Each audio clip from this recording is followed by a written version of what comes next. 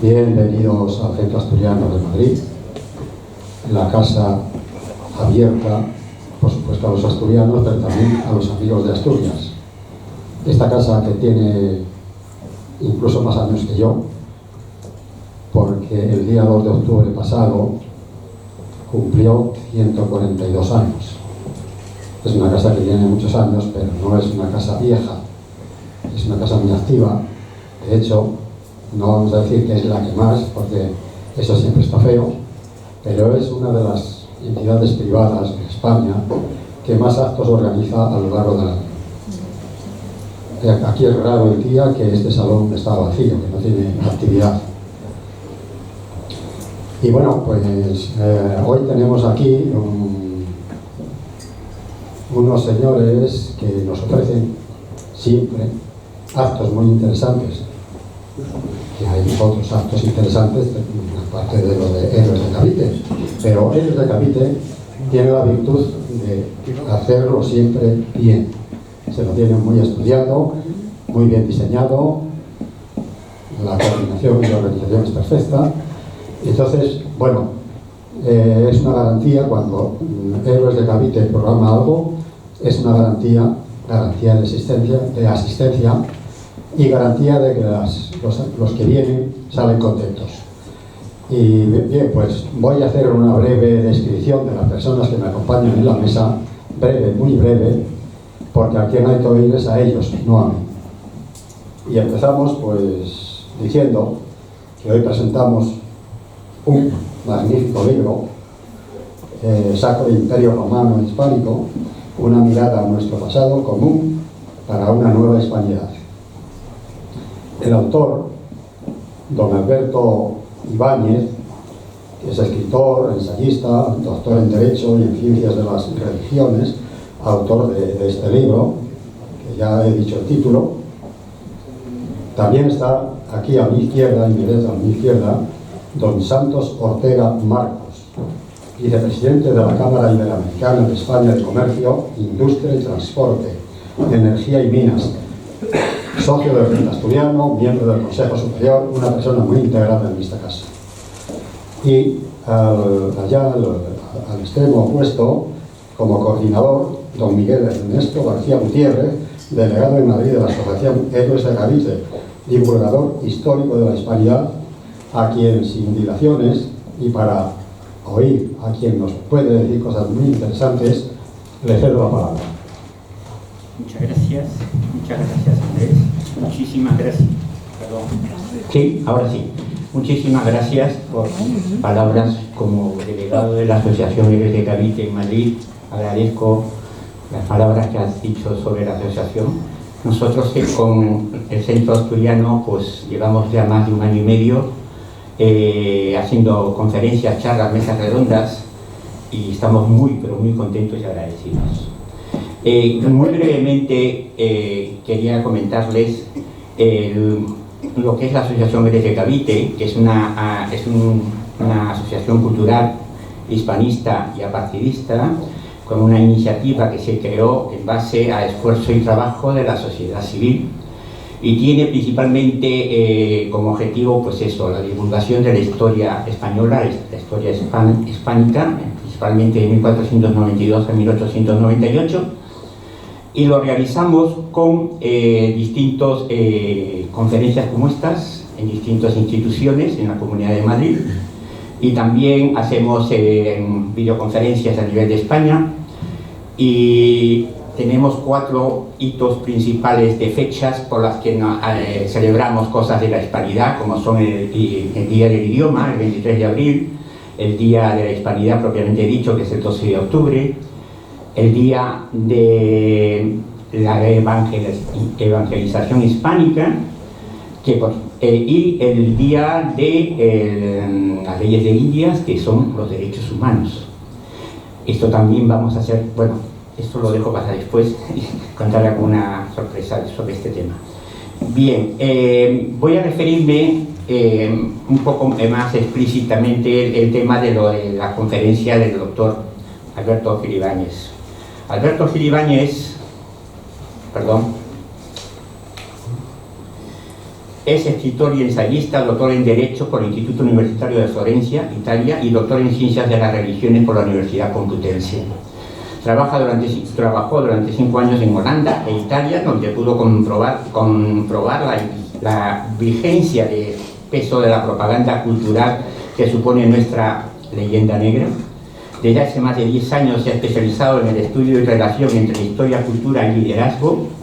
Ha publicado 2 novelas, numerosos artículos y más de 10 libros que abarcan la reforma institucional, el derecho, la ciencia política y la historia. De ellos cabe destacar los siguientes: La guerra cultural, los enemigos internos de España y Occidente, 2020, La leyenda negra, historia del odio de España, 2018, La conjura silenciada contra España, la manipulación franco-anglosajona en nuestra historia y sus 30 columnistas, 2016, el libro colectivo que realizó conjuntamente con España, a favor de España, El coste de la ruptura, 2014, donde participan Fernando Savater o Mario Vargas Llosa.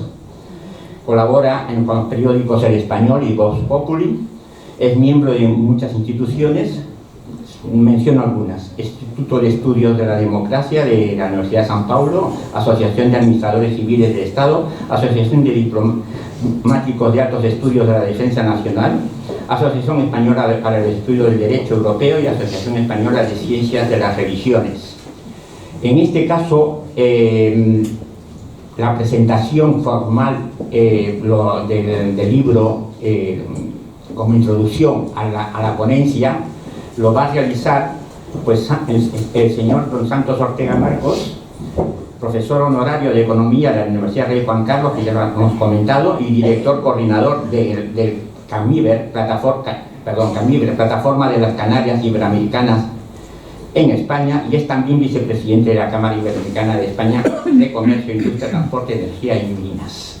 Nada más por mi parte, y espero que realmente cumpla con las perspectivas que tenemos todos. Le paso la palabra al señor Santos Ortega Marcos. Al final de la ponencia, después de hablar, de hacer su ponencia, don Alberto, va a haber 2 sorpresas, aunque una de ellas ya le adelanto: va a haber un cóctel, están todos invitados, y otro que después lo diremos porque es mejor de esa manera. Muchas gracias. Le paso pues a Santos Ortega Marcos. Gracias.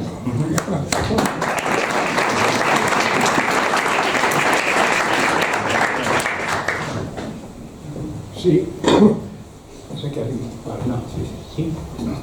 Bueno, buenas tardes. Lo primero, agradecer a la Asociación de Héroes del Cavite, asociación que es una guía para todos los que nos gusta el hispanismo, o sea que me encanta poder estar hoy. Normalmente lo he seguido a través de otros vídeos y seguramente pues pronto podré ser un asociado más, porque para mí el tema me parece fundamental. Y también al Centro Asturiano, al cual pertenezco desde siempre por familia, desde el principio que se inició este centro. Tuve un pariente que fue cofundador en la época de Campo Amor, y sobre todo al autor del libro, es decir, a Alberto Gil Ibáñez, que hoy día presenta un libro precioso, un libro sobre lo que ha sido el imperio y el futuro de lo que será el imperio hispánico. Yo creo que es un trabajo fantástico. Me veo aquí sentado en esta mesa, pero no con la categoría de la profundidad y la categoría del que ha hecho el trabajo. Os quería hablar, es un libro que vais a ver unas referencias enormes sobre una comparación. Yo resumo siempre mucho las cosas porque soy un poquillo de pueblo. Entonces vemos cómo este libro sobre el Sacro Imperio Romano Hispánico, pues él va haciendo una referencia de la herencia que supone del que fue el Sacro Imperio Romano, ¿no?, y lo que fue desde Roma, luego después el Imperio Germánico, y va haciendo una evolución. Yo, como no soy un gran experto en este tema, pero sí desde pequeño leí el libro de Julián Juderías, la 4ª edición del año 17, sobre lo que era la España, la leyenda negra de España, y ya me sedujo. Con lo cual, al ver este libro, pues he logrado primero recordar ese primer libro que leí cuando era adolescente, y segundo, pues ponerlo en la actualidad. Muy bien ha hecho Alberto. Bueno, no voy a enrollarme yo porque no soy el indicado para ello, pero sí quería dar una pincelada, porque así me lo pidió, en la parte de economía. que es la parte que yo he trabajado más. De hecho, nosotros con la asociación Camiber que hicimos de cámaras iberoamericanas, mantuvimos durante cierto tiempo en 2 escuelas de negocios una cátedra de Alianza del Pacífico, y siempre el tema iberoamericano en el aspecto económico y economicista ha sido una de las guías y uno de los estudios que yo permanentemente sigo realizando. Entonces tiene 2 capítulos muy interesantes el libro, el de Ciencia, Tecnología e Infraestructuras, en la cual nos demuestra y nos enseña toda la capacidad que tuvo España para implantar y llevar a América las tecnologías que había por Europa. O sea que demuestra muy bien, porque hasta se hizo un acueducto que tenía 34 kilómetros, o sea, con eso digo todo. Cuando vayáis leyendo veréis el interés que tuvo. También, en cuanto a instituciones, la creación de un montón de universidades, lo cual fue impresionante, colegios universitarios, desde el principio. Es decir, que no estamos hablando de una cosa que se hizo Spock, sino al mismo tiempo que se iba haciendo el descubrimiento, se iba dotando de esas infraestructuras que luego van a ser las que van a dotar de una economía próspera, solidaria y global, como así lo define el autor del libro. Realmente, en el aspecto económico, tenemos que decir y estar orgullosos de siempre. Yo he pertenecido también a una asociación que es muy querida por mí, más pequeña quizá que la de ustedes, pero es del Galeón de Manila, y en la asociación nuestra del Galeón de Manila siempre hemos tenido ese Galeón de Manila para los españoles y Nao de la China para los mexicanos. Pues ese galeón fue el principio de una gran globalización de la economía. Entonces este es un detalle que relata muy bien, que nos traje muy bien Alberto, y que debemos profundizar un poco en ello. Y luego, pues la introducción de una moneda única y un mercado. Se creó un mercado único que se va a romper posteriormente a partir de 1821, y con la ruptura de todas las, digamos, de la relación con la metrópoli. También la solidaria, porque los virreinatos ayudaban los más ricos a los más pobres. Ahora vemos que esto está muy de actualidad, pero entonces ya estaba hecho. Es decir, y luego una cosa importante del tema económico, y con eso termino, y es el hecho de que la economía de América, que todavía sigue siendo muy importante, somos el segundo país en cuanto a exportaciones, a inversiones en América Latina, y ellos son el cuarto, digamos, proveedor también de materias para nosotros, para los españoles. Y os decía que muy importante, que siempre hemos tenido una idea de que parece que el sistema económico que dejó España era como muy atrasado y tal. Yo ahora me hace gracia porque cuando leo, y es algo que estoy meditando sobre el divulgarlo más, es lo que se llama ahora la economía sostenible, o sea que era, digamos, una economía de otro tipo. Y ya hecho con esto, pues yo hago la presentación. Creo que Alberto para mí es ya un maestro, después de leer su libro, y le paso la palabra. Muchas gracias.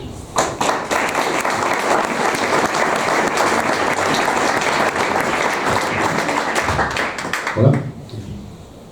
Bueno, gracias primero a Santos por sus palabras, que la verdad las agradezco, porque él sí que es un maestro para mí, no solo por edad, sino por experiencia y conocimientos. Desde que le conocí realmente no deja de sorprenderme su vitalidad, tanto personal como intelectual. Así que le agradezco mucho las palabras que ha tenido. Y agradezco al Centro Asturiano acogernos, porque cuando pensé en hacer esta presentación había otras opciones, pero bueno, ¿cómo no venir a Asturias si fue el origen de todo? Así que gracias al Centro Asturiano.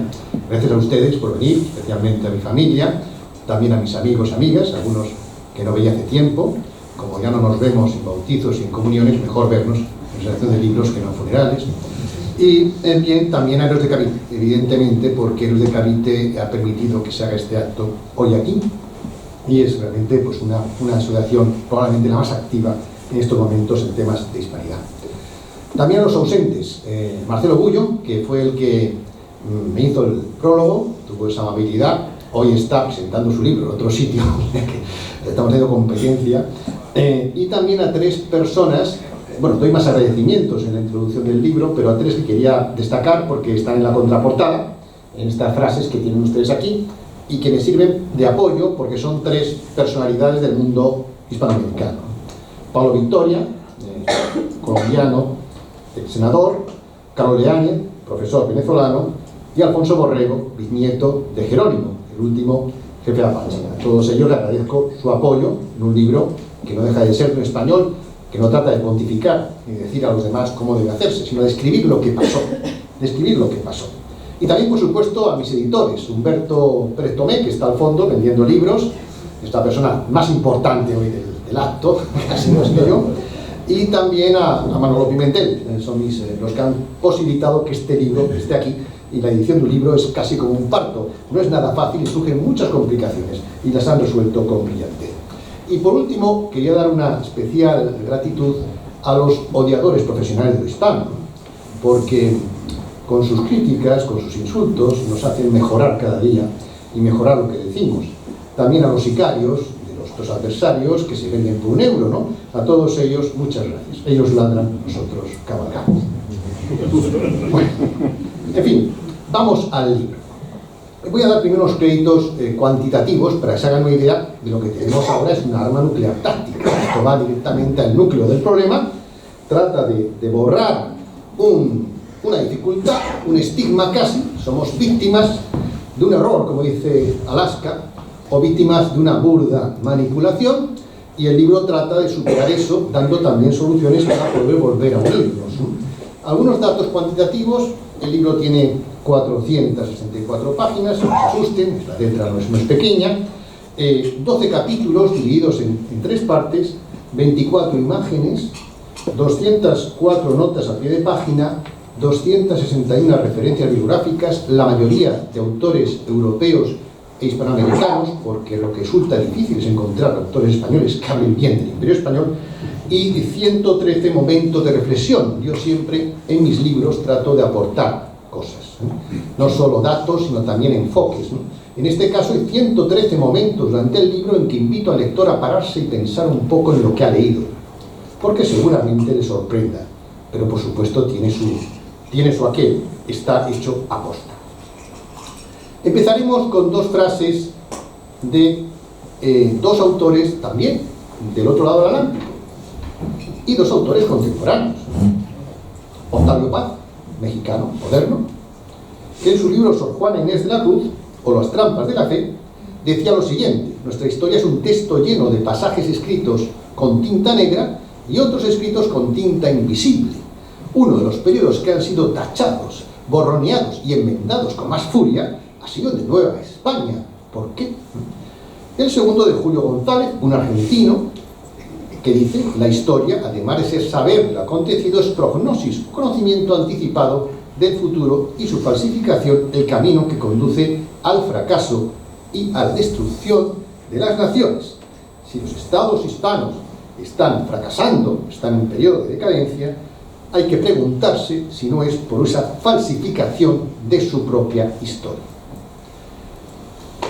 ¿Cuál es la misión que nos proponemos? Aportar nuevas armas para ganar la guerra cultural que nos lastra, con 2 objetivos: pasar del autodesprecio hispano a la mirada apreciativa. Una de las aportaciones del libro es lo que yo llamo la historioterapia. Ya ha habido algún historiador de mente plana que me lo ha criticado sin leer el libro, pero vaya, lo que yo defiendo es algo muy sencillo, que la historia está relacionada con la psicología, y porque la autoestima de cada personaje tiene que ver con la autoestima colectiva, igual que la familia pequeña de la familia extendida, que es bien la nación o bien el modelo cultural al que pertenece. El segundo objetivo es liberar la historia del mundo hispano, que está secuestrada. ¿Por qué? Por tonos lastimeros. Todo el mundo está quejándose de lo malo que fuimos, tremendo, ¿no? ¿A través de qué? De un nuevo relato veraz y, ¿por qué no, empoderante? Se puede ser veraz y empoderante, una palabra posmoderna, pero ¿por qué no utilizarla, no? ¿Cómo? Pues explorando los procesos que construyen e imponen el relato dominante en cada época y desvelando los sucesos históricos que han permanecido ignorados o manipulados por oscuros intereses. Y es que hay que pretender, hay que lograr que las hojas de nuestros supuestos o reales errores no nos impidan ver el bosque de nuestros aciertos. Porque la tesis del libro es que, evidentemente, cualquier gran empresa o pequeña empresa, el Imperio Hispánico fue una grandísima empresa, tiene, debe y haber. Pero lo que cuenta al final, ¿qué es? Pues la cuenta final de resultados, ¿no? El saldo neto. Y mi defensa es que el imperio hispano fue el imperio con mejor saldo neto de la historia. Por eso nos atacan. En realidad, nos jugamos mucho. Nos jugamos nuestra historia, autoestima personal, como he dicho, está relacionada con la colectiva. No es lo mismo decir que tu abuelo fue un violador, un genocida y un ladrón, que decir que fue un gran hombre. Esto afecta a tu autoestima. Igual ocurre con la autoestima de un pueblo o de un, en este caso también, modelo cultural y el futuro colectivo. Esto ya es, para decir, un momento de reflexión. ¿Qué pasa con la autoestima? La autoestima colectiva es muy importante. ¿Por qué? Porque la economía, ¿qué es? Un estado de ánimo, ¿no? Bueno, pues vamos a ver cómo está la autoestima de los españoles. Esto es una encuesta oficial del Pew Report, hace todos los años encuestas, esta fue entre 2015 y 2017. La pregunta era: nuestra gente no es perfecta, pero nuestra cultura es superior a otra. Esa era la pregunta, a la cual respondió que sí el 89% de los griegos. Es verdad que no es un ejemplo a seguir, porque, esto hay que matizar, un exceso de autoestima también es negativa, sobre todo cuando normalmente no está fundamentada en hechos ciertos. En el caso de los griegos es que se sienten herederos de algo que pasó hace 2500 años. La situación económica de los griegos pues no es la misma que había en tiempos de Atenas, de la escuela ateniense, ¿verdad? Pero, el peor país de Europa es España. Los españoles no se sienten herederos de lo que pasó hace 3, 2, 4 o 5 siglos, con cosas tan importantes que yo trato en el libro, como la escuela de Salamanca. ¿Por qué? Porque nos lo han robado, ¿no? Nos lo han robado. Lo que hay que tener para que un país funcione es una autoestima en torno al 50%, como tiene, por cierto, Alemania, a pesar del nazismo. ¿Por qué será? Porque no son tontos, igual van a media mar, no son últimas. En fin, ¿por qué? Porque saltan el nazismo. No son tontos, se quedan con lo mejor. Como cualquier persona hace su vida, ¿no? Va al psicoanalista, sí que tiene problemas, pero al final le dice el psicólogo: chico, para andar por la vida, olvida ya lo pasado, supera los traumas y ponte a tener una autoestima buena, ¿no? Inglaterra, curioso el caso de Portugal, otro imperio supuestamente parecido al nuestro, que tiene una autoestima mucho más alta. ¿Por qué? Porque ellos no han sufrido una leyenda negra. ¿Por qué? Porque eran aliados los ingleses. Vale. Seguimos. Por lo tanto, tenemos un problema, Houston, tenemos un problema psicocultural. ¿Qué es? Que hemos matado al padre, pero de verdad. Porque negamos nuestro propio ser, negamos nuestro legado y nuestro linaje. Un hecho diferencial del mundo hispano es el mestizaje, no otros. Y ello nos lleva a una neurosis de la victimización. Nos quedamos en el papel de víctima permanente, y eso realmente nos lleva siempre al fracaso, a un harakiri histórico-cultural. ¿Qué pretende hacer este libro? Pues un proceso de coaching histórico-cultural que luche contra nuestras creencias limitantes y obsesiones fatales. Por ejemplo, el falso mito del paraíso prehispánico, lo veremos. La verdad, América la reconquistaron los propios indígenas que luchaban contra imperios depredadores, el Inca y el Azteca, curiosamente hoy redecorado en su vida con un modelo IKEA.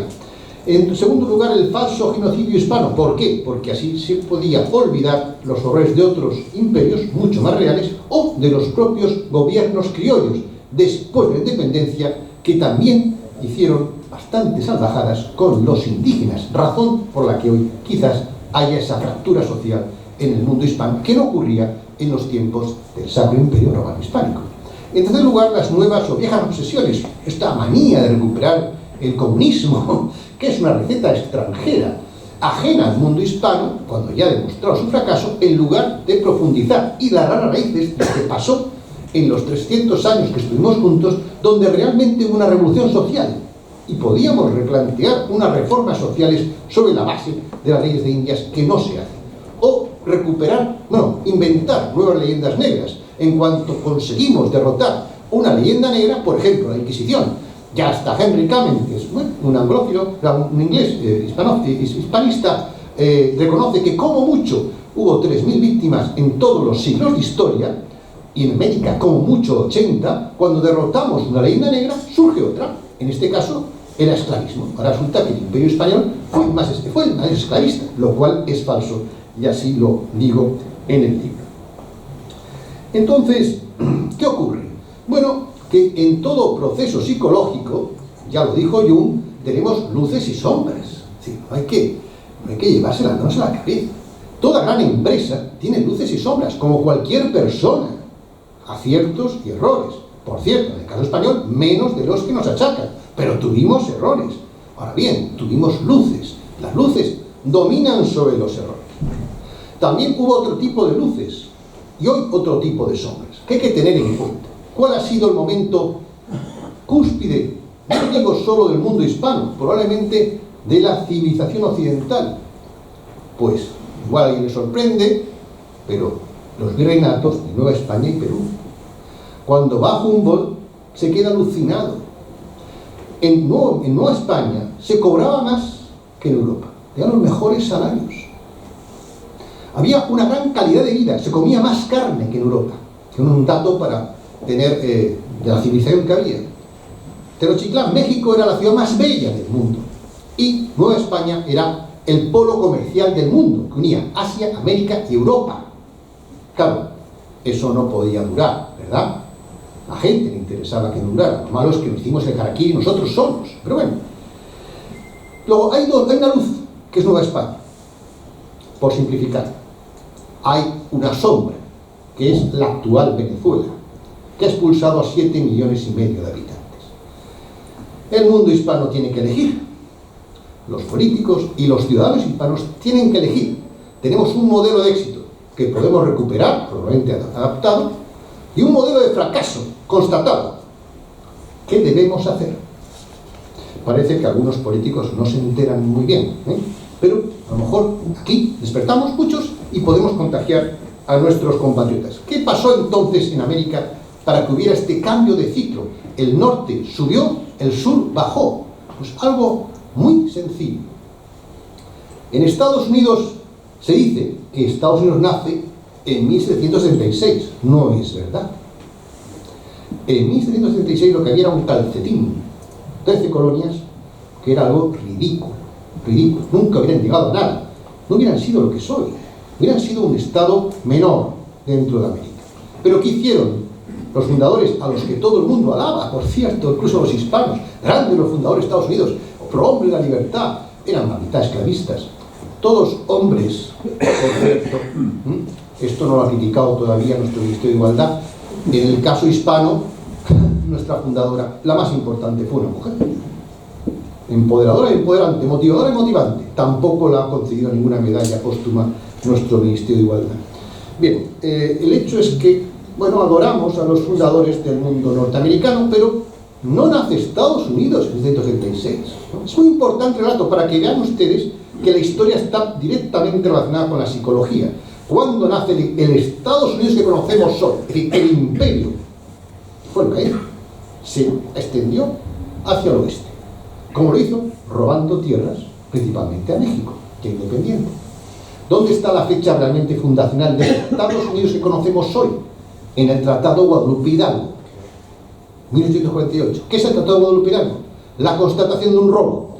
Fíjense ustedes la diferencia que sería, tanto los norteamericanos, para nosotros, si viéramos a Estados Unidos como la consecuencia de un robo a mano armada. Yo lo defiendo en el libro y lo demuestro.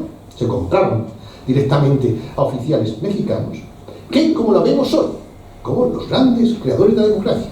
Fíjense ustedes cómo cambia el relato sin mentir y cambia la percepción que tenemos de las cosas.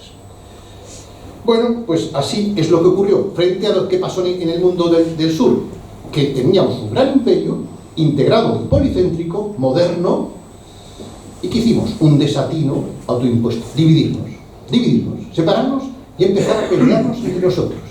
Eso hacen las familias que fracasan.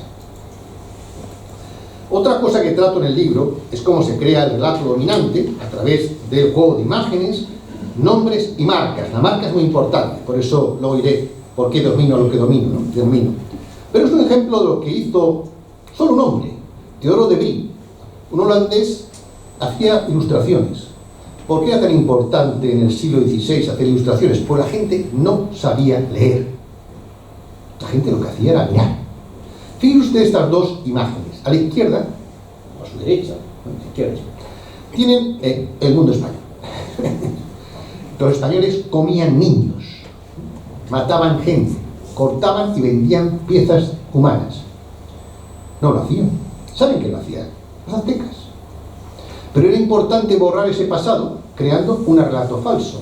A la derecha, sin embargo, tienen la narración ilustrada del mismo autor sobre la colonización, es así, de Francia sobre Florida. Ahí tienen los indígenas, por cierto, las rubias, casi amazonas, contentas de que les han enseñado a los franceses cómo cultivar la tierra. Esto es lo que pasaba entonces. Hoy, ¿quién hace esto? El cine. Lo mismo. Ahora la gente sabe leer, pero no ejerce. Con lo cual, la imagen sigue siendo fundamental. Y esto también lo trato en el libro con ejemplos recientes de series de películas, videojuegos, etc. Doble vara de medir. Y ahora vamos a la marca. ¿Por qué llamo al imperio el Sacro Imperio Romano Hispánico? Porque venciendo nuestro estado de, este es el escudo de Carlos V, primero de España, uno de los de la sala conocen muy bien. Bien, es un escudo integrador, ¿verdad? Tiene todo lo que era su territorio. Esto es una águila bicéfala que lastimosamente hemos perdido, porque en el fondo es lo que somos. Los hispanos miramos a Europa y miramos a América. Somos bicéfalos, ¿no? El valor de las marcas en la historia. ¿Qué pasa aquí? Bueno, pues que eso es lo importante. Es muy importante es estudiar historia, pero también la imagen que nos llega. Tenemos un imperio que fue el Sacro Imperio Romano Germánico. Es una marca de éxito, de prestigio. Incluso los reyes españoles se mataban, se morían por ser emperadores. Alfonso X se arruinó, se volvió casi loco. No lo consiguió porque el Papa temía a los españoles, otra historia que también cuento en el libro.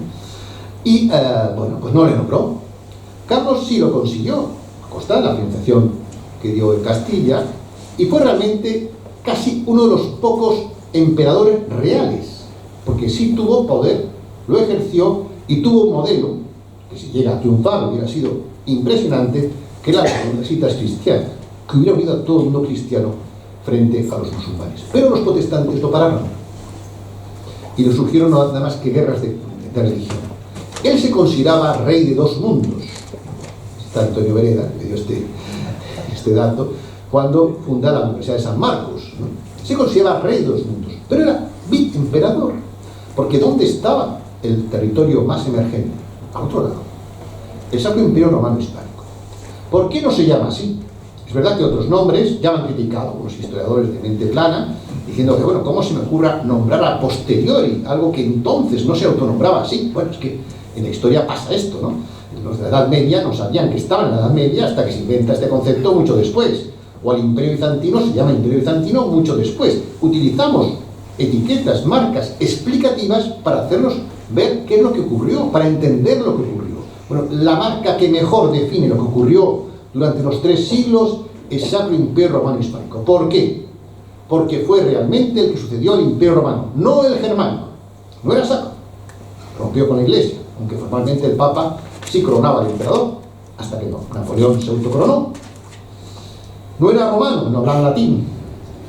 No era un imperio. Eran unidades separadas, soberanas. El emperador casi era una figura muchas veces decorativa, salvo en algunos casos, como fue con Carlos V. Y era escasamente germánico. Prusia no formaba parte. Se hablaban lenguas germánicas, pero había otros muchos pueblos. Es un fake, pero tenía prestigio. ¿Por qué? Porque su marca era: soy el sucesor del Imperio Romano. Falso. ¿Quién llevó todas las aportaciones del Imperio Romano plus ultra, más allá? El mundo hispano. Lo defiendo en un capítulo, en 4 capítulos. Luego veremos, tanto en derecho, filosofía, infraestructuras y economía, fue el Imperio Hispánico el que realmente llevó el romano más allá. ¿Por qué no se domina así? Porque no nos vendemos bien. Es verdad que algunos creerán que es mejor la denominación monarquía católica, que no está mal, pero ¿qué pasa con la monarquía católica? Que sirve para que los protestantes digan, ¡puf! Los protestantes aman el Sacro Imperio Germánico. También los ilustrados franceses, que también odiaban al mundo católico. Luego, ¿qué pasa con la monarquía católica? Que lo que se suscita es el odio de todos los que no son católicos. Lo segundo es que está bien, pero es que fue mucho más. Entonces, ¿por qué reducir? El sacro, ya dice, católico, pero también fue otras más cosas, ¿no? Entonces tenemos que entrar en la batalla del marketing, y por eso es mi libro un marketing histórico-cultural. Bien, hemos dicho ya lo que es el caso del sitio compartido, el examen imperial hispánico. También aquí comparo lo que fue la actitud de Estados Unidos en la guerra de México y Cuba. Creo que doy datos interesantes de cómo se comportó en esos casos, de manera nada honorable. Pero después, como digo, dedico 4 capítulos a lo que nos ha unido y ha separado el hombre, que es la parte romana hispánica. Aquí me refiero brevemente a que tuvimos un buen gobierno. Esto es curioso, ¿no? Cuando la mayoría de nuestros países ahora mismo están con una deuda tremenda, corrupción, división, pues un buen gobierno y unas leyes ejemplares. ¿Por qué? Porque tuvimos a 5 fundadores excepcionales, más, pero mínimo, doña Isabel, Fernando, Carlos, Felipe y el cardenal Cisneros. Podemos unir a Juana, podemos unir a Isabel de Portugal, pero estos son los 5 magníficos, que son una categoría probablemente como no ha habido otra igual, porque su modelo duró 300 años. El de los fundadores de Estados Unidos veremos si llega. Leyes ejemplares e innovadoras en el terreno de ¿qué? Terreno de los derechos sociales, derechos humanos. Es que fue totalmente innovador, totalmente rompedor. Tenemos los primeros convenios de la OIT, la Organización Internacional del Trabajo. Doy datos, doy hechos de qué había en esas leyes. Algo completamente moderno que hemos ocultado, que no estamos valorando nosotros, copiando lo que hay fuera. La ilustración, segundo capítulo, la ilustración en la Escuela de Salamanca. Claro, la tesis que dicen allí es que no ha habido ilustración hispana. Bueno, que la ilustración moderna surge con la Revolución Francesa. Hay gente que compra este relato como compramos todo, ¿verdad? Somos bastante bobos en general. También certificó el calificativo hispano-bobo. Lo tengo en el libro, en otros libros anteriores, que es aquel que lanza piedras contra su tejado pensando que no le va a dar la cabeza. Bien, la ilustración realmente, y lo demuestro, surge en el siglo XVI, con los dedos escolásticos de la Escuela de Salamanca, que fueron no una escuela, fue una red de escuelas, con universidades en Portugal, entonces compartíamos imperio, y en América. En el siglo XVI se borró todo lo hispano, porque el modelo que se impuso, el franco-anglosajón, así lo quiso. Pero hay pruebas de como todas las aportaciones modernas tienen su origen, tanto filosóficas como científicas. Saben ustedes que antes de Newton y Galileo, Domingo de Soto ya decía lo que era la ley de gravedad y otras cosas.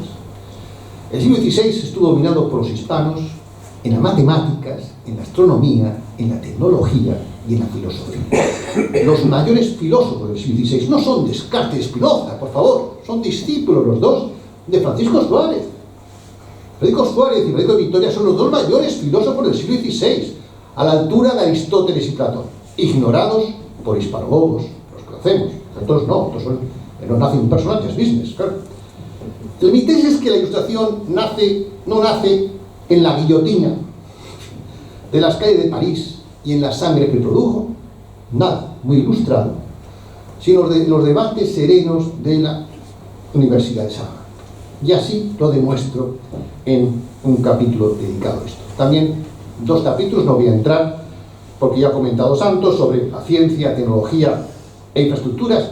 Es muy curioso, porque ahora mismo el problema de América fundamental es la falta de infraestructuras modernas. En la época virreinal tenía las infraestructuras más modernas del mundo. En las hidráulicas, en los caminos, en los puertos, en los puentes, en las ciudades, en las catedrales, todavía ellas hoy, patrimonio de la humanidad. ¿Cómo se hizo eso? Porque el oro se quedó. No hay que ser muy listos, ¿eh? Cuando no se financian solas. Pero vean el libro, porque las infraestructuras, contaba Santos, son faraónicas. Lo que pasa es que, claro, como lo hicieron los hispanos, se aburren. Y el cuarto, bueno, el último capítulo, la economía, donde demuestro que la primera unión económica y monetaria es la hispana. Una moneda común, era de 8, con fondos de cohesión entre los virreinatos más ricos y los más pobres. La solidaridad interterritorial la inventan los hispanos, también borrado, porque nos dejamos imponer un relato fuera. El otra parte es lo que todavía nos une, milagrosamente. Quizás sea porque una cosa que nos une es la religión. no solo la religión, la lengua, la cultura y el mestizaje. Saben ustedes que cuando España se va de allí, el 30% hablaba español solamente. Si hoy se habla el 95%, es gracias a los gobiernos criollos. Fue un milagro, porque hubo algunos dirigentes que querían imponer el inglés y el francés. Entonces, como hoy, yo tengo discusiones, día sí o no, con separatistas que dicen que la lengua común de ellos con el resto del mundo hispano no es el español, es el inglés. Claro, prefieren hablar inglés que español. Renuncian a la ventaja. ¿Por qué? Alguien debe tener mucho interés en que el español deje de ser la segunda lengua más hablada del mundo y que otros no lo utilicemos y que la gente hispana esté criticando el español para someterse a un vasallaje anglosajón. Digo, por el idioma, esto no puede ser casualidad. No podemos ser tan tontos. No podemos, ¿o sí? Y otra cosa que digo es que existe un humanismo, un liberalismo humanista hispano que es distinto al liberalista escocés y que es un liberalismo que funcionó. En España no, porque estamos siempre en bancarrota, con las guerras de religión y otros problemas, pero sí en América, Y ese modelo humanista hispano se puede recuperar, creo yo, como modelo para la segunda globalización. Y acabamos con dos capítulos finales, en la última parte, que es la comunidad hispánica, es decir, lo que puede volver a unirnos. Aquí doy dos capítulos, uno donde comparo a Cortés con Bolívar, punto por punto, y me pregunto cuál de estos dos personajes es mejor referente para el mundo de hoy. Bueno, pues evidentemente mi apuesta es por Cortés, pero doy datos. Yo doy un dato que igual no conocen, y es que Bolívar, que era masón, acabó prohibiendo la masonería. La pregunta es ¿por qué? Bueno, lean el libro y lo sabrán. Y el último capítulo es una comunidad hispánica para hacer frente al dominio chino y anglo. ¿Por qué? El mundo hispano es la loncha de queso entre dos panes. Como no nos unamos, nos van a fundir. Ese es nuestro futuro. Igual otros les cuentan otra historia. Esto es la realidad. Entonces, para no ser Sinoamérica o Angloamérica, hay que volver a ser Hispanoamérica. Y para eso yo propongo un dodecálogo para la acción, donde doy medidas, sigo trabajando en eso, para transformar un modelo olvidado de éxito en una palanca para ponerse en marcha. Todo esto en que vamos, una sanación, como cuando uno es psicólogo, va a sanarse ¿para qué? Para pasar a la acción. Esto es psicoterapia, donde también, te digo, trabajo con fuentes de psicólogos importantes. En realidad, ¿en qué se refiere esto? Como cualquier ser humano, el mundo hispano tiene que hacer el viaje de héroe. Esto ya trabajó Joseph Campbell o Gustav Jung. Todos debemos enfrentarnos a nuestros monstruos internos y externos para salvar nuestro verdadero ser, nuestra alma, nuestra esencia, la dama, ¿no?, del mito, ¿no?, el dragón. Hay que vencer al dragón, ¿no? ¿De cómo vencer al dragón? Para salvar al alma. El alma, que es la hispanidad. Bueno, ¿quién es el dragón? No quiero, aquí es el escudo inglés, nothing personal, just business, aquí son leones, no tengo que poner esto, pero igual aquí ya sí, es el dragón chino, ¿eh? El año que viene es el dragón chino, no se esconden, ¿no? Frente a eso, ¿qué podemos hacer? Bueno, recuperar la dama hispana es la música, es la lengua, es la alegría que nos une, una forma de ser, una forma de ver la vida, o como decía Juan Luna, un pintor del siglo XIX, de filipino, antes de que hubo la guerra con Filipinas y Estados Unidos, bueno, matar a millones de filipinos, cosa que los filipinos han olvidado, milagrosamente. Este cuadro es España guiando a Filipinas. Es una España romanizada, ¿ven que tiene aquí la hoja de laurel del César? Es una España romanizada que guía a Filipinas, pero van juntas en pos de un final común, que es lo que podíamos hacer y debemos hacer. ¿Cómo lo hacemos? Pues uniendo, lo que yo sostengo en mi libro, lo romano con lo propiamente hispano en el Sacro Imperio Romano Hispánico. Esto es lo que nos lleva a lo que defiendo en este libro. La sirmanía ha llegado para quedarse. Compren el libro, que además está en una época estupenda, con navidades ahí cerca. Es un regalo estupendo, no lo digo porque lo he escrito yo, es que realmente es un regalo estupendo. Así que muchas gracias por atenderme.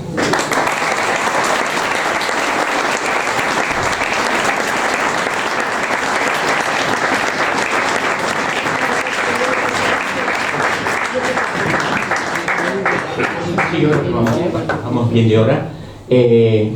Bueno, evidentemente ha sido impresionante. Muchas gracias, Alberto, por lo que has comentado. Si me permite, muy brevemente, porque no me puedo callar, al comienzo has empezado diciendo estadísticas de cómo se perciben los distintos países de Europa. Quisiera resaltar un hecho que ya lo he comentado en algunas otras ocasiones, en algunos actos. El Instituto Elcano, que es un referente para el mundo de la geopolítica hispana de España, sacó un informe también basado en este tipo de estadísticas, preguntando a distintos países de Hispanoamérica, 15 de los veintitantos países hispanoamericanos, la pregunta siguiente: ¿qué país o nación fue relevante o más importante en los siglos XVI, XVII y XVIII en su país? Por ejemplo, en el caso del Perú o en el caso de Argentina. Se lo preguntaron a personas de 18 años adelante. La media es que el 40% no dijo España, dijo otro país. El 40%.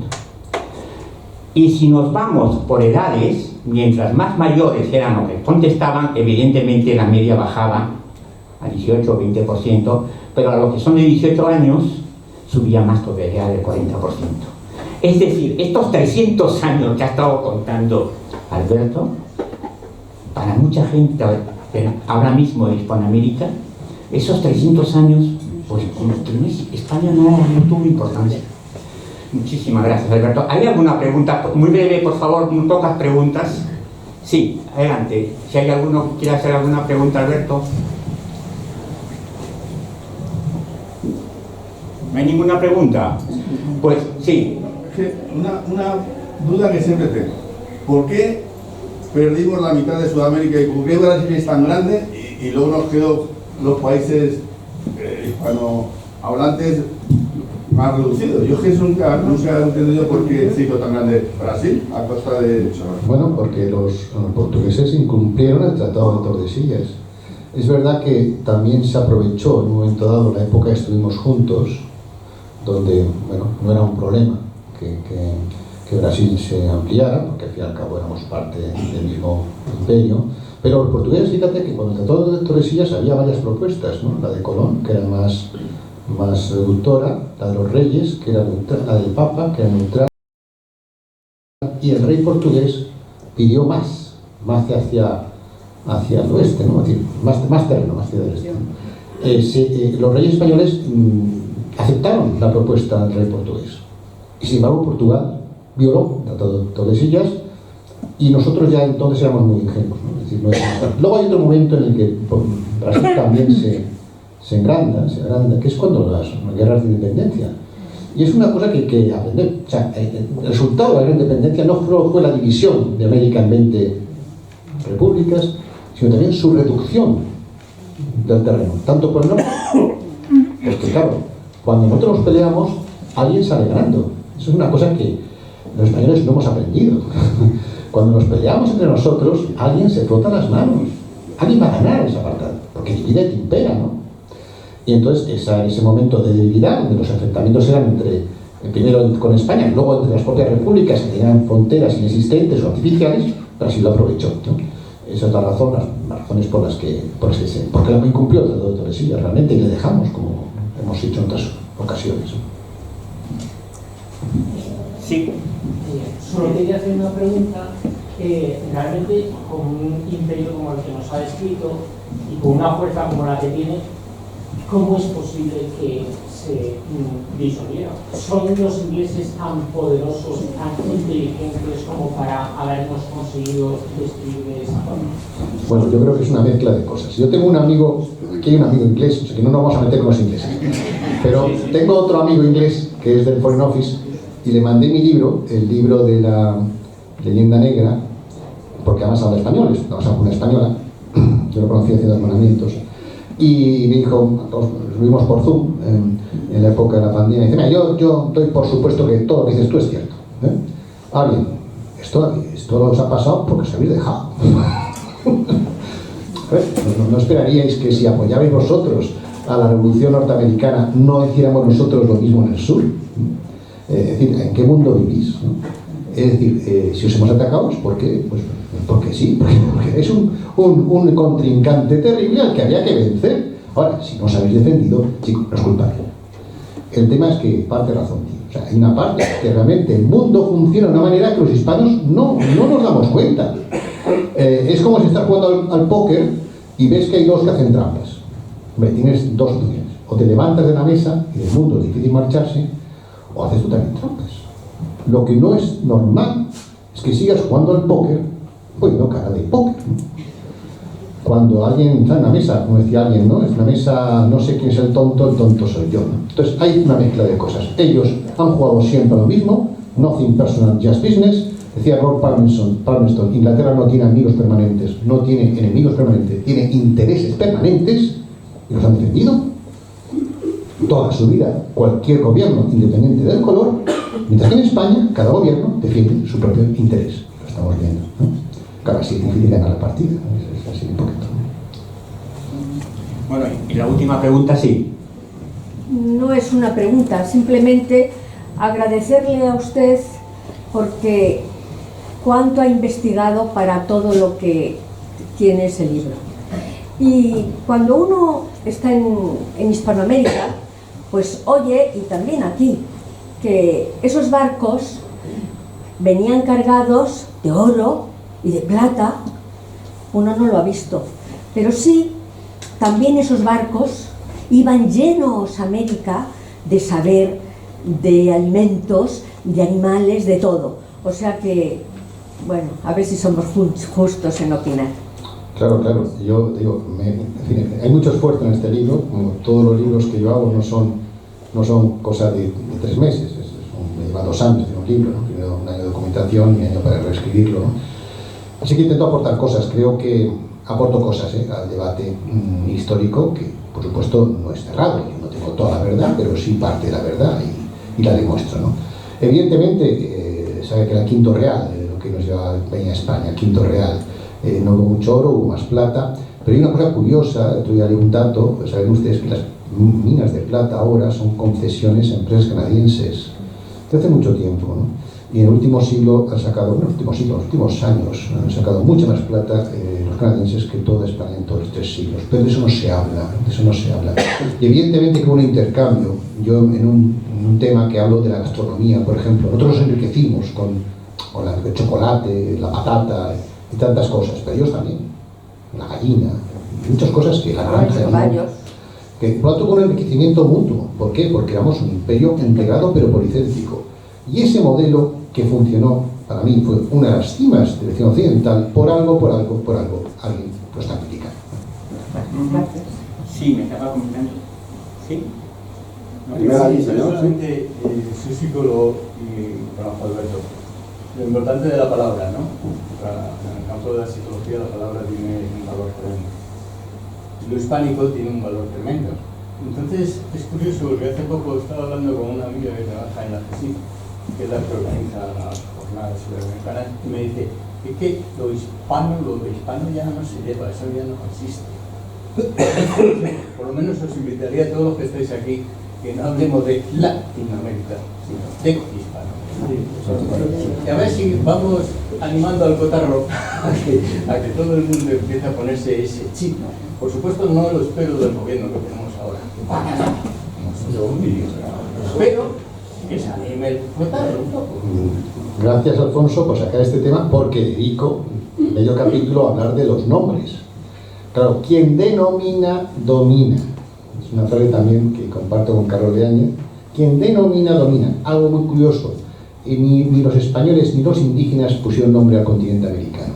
América fue fruto de unos cartógrafos oscuros de Centro Europa, con la tesis un poco que hemos asumido estúpidamente de que quien descubrió América no fue Colón, sino Américo Vespuccio, que probablemente nunca llegó a América. Y si llegó fue del segundo de aborto.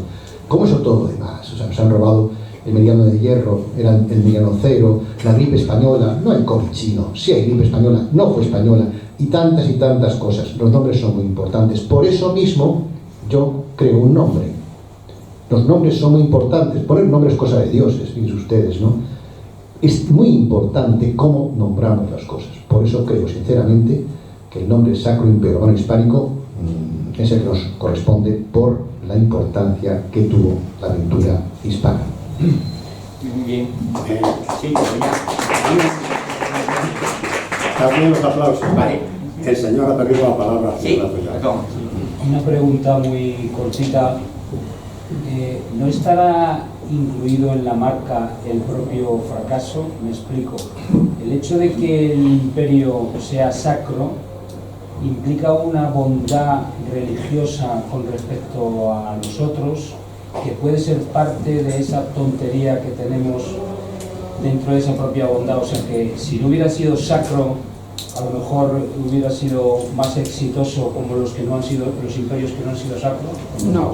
Bueno, pues yo les prometo que no he comprado los que hacen preguntas, pero también me parece que me permite sacar un tema. Efectivamente tiene algo de verdad. Es decir, aquí hay un problema que es nuestra interpretación.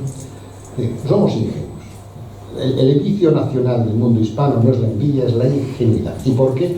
Porque no hemos leído el Evangelio completo. Y le pasó a Olivares esto ya. Y es que cuando dice Jesús, os mando entre lobos, que es así, pues sed mansos como palomas, esto lo hacemos muy bien, y astutos como serpientes, esto no lo sabe. No lo hacemos. No lo hacemos. Somos mansos como palomas, queremos ser muy simpáticos, si nos quiere todo el mundo, ¿verdad? Cuando vamos fuera, es verdad, ¿no? Cuando van el ejército español, enseguida se hace amigos y tal, es una habilidad latina, hispana, pero hombre, hay que ser astutos, esa segunda parte no la hemos leído. Entonces no es tanto el problema sacro, es nuestra interpretación del mundo del ser católico, el ser buenos, que hay que ser buenos, pero no tontos, y eso no lo sabemos hacer muy bien en el mundo internacional. Internamente sí, internamente somos tremendamente astutos. A otro hispano nos lo cargamos de una manera, pero bueno, fulminante. Pero cuando es un extranjero, nuestros políticos hacen popó. Entonces no saben hacer nada. No defienden el interés nacional, no lo saben hacer. Frente a otro hispano, sí, ya se le machacan. Pero frente a Estados Unidos, popó. Claro, así no podemos nunca triunfar. Bueno, muchas gracias. Ahora sí vamos a hacer la sorpresa que habíamos comentado antes. Y esta sorpresa, pues nuevamente le cedo la palabra a Alberto, que es el que va a Bueno, mire, sigo la siguiente, es esta. ¿Cuál es mi diagnóstico final? La sorpresa viene ahora porque está bien hablar, pero hay que actuar. Hay que actuar y hay que ir a las emociones. ¿Y qué nos une a todos los hispanos? La música, ¿no? Entonces, mi diagnóstico es que el mundo hispano está como muerto, no está muerto, pero como muerto, y tiene que resucitar. Y hablando del mundo sacro del Evangelio, cuando Jesús va a ver a Lázaro, que estaba muerto, ¿qué le dice? Levántate y anda, ¿no? Pues yo creo que hay que decir, hispano, levántate y canta. Entonces les voy a poner a ustedes un desafío que es para mí, pero yo creo que es otro. Así, tú le das aquí,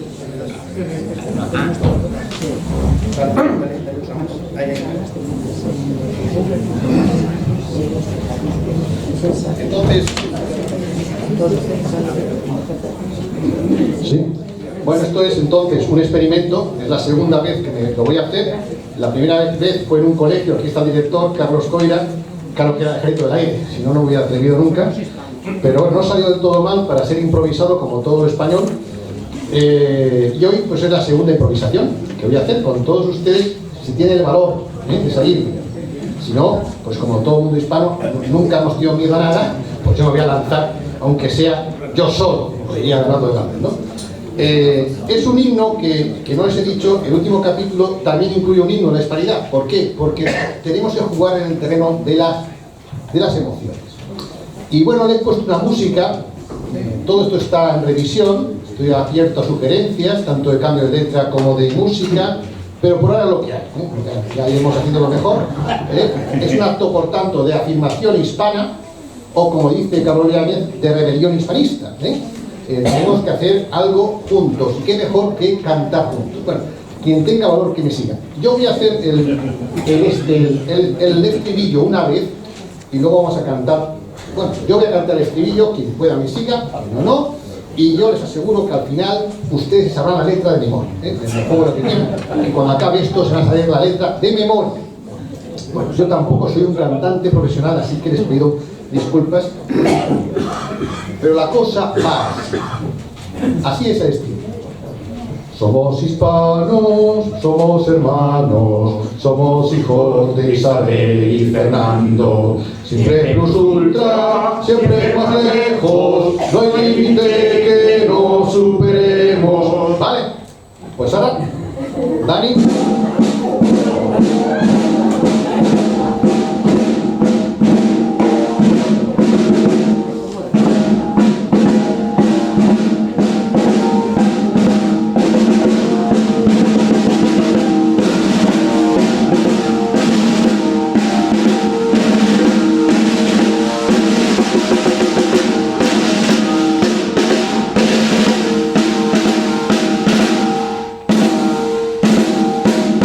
Somos hispanos, somos hermanos, somos hijos de Isabel y Fernando.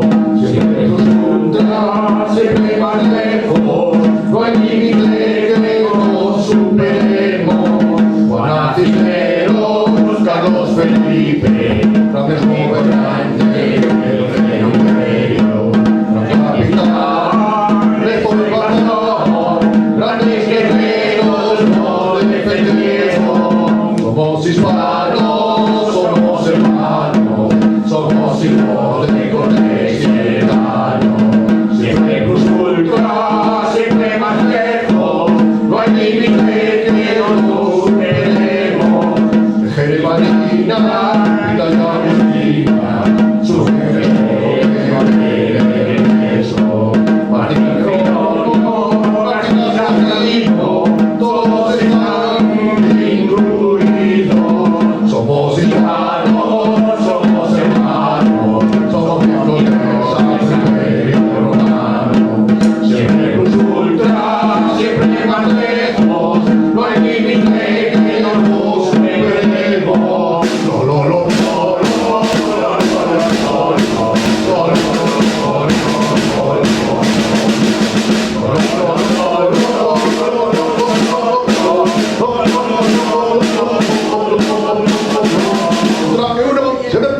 Sí, sí, sí, adelante hispanos. Gracias